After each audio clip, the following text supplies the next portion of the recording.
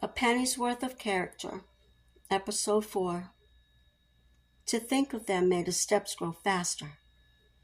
It's too bad the hen hadn't laid this morning.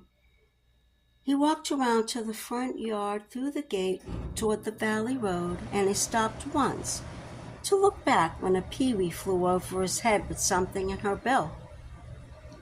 She had made a nest of mud under the eaves, and there were young birds in that nest, too. Sean had heard them crying for food. Since he'd never been able to climb high enough to see, he'd often wondered how many young birds she'd had. He knew that there were 3 young birds on the cardinal's nest. Sean loved the birds.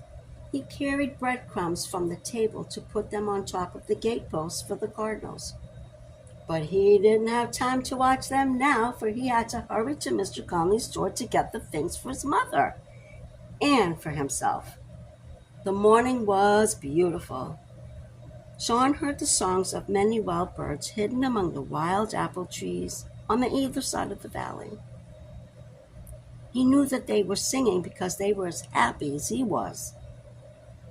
When he reached a big sycamore where people often sat to rest in the shade beside the road, he stopped again.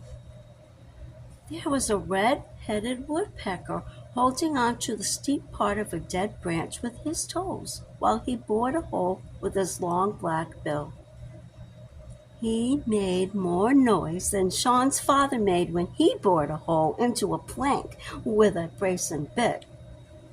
When the woodpecker saw Sean looking up at him, he stopped to look down at Sean. But he didn't stop for long. He went back to boring into the tree again. Then Sean remembered his father telling him that woodpeckers bored into dead trees to find worms. Sean's father had once shown him when he was cutting stove wood with an axe. The kind of worms the woodpeckers bored into trees to get, they were white with brown heads. The worms could eat their way into the trees, too. Sean thought that was strange, what animals and birds like to eat.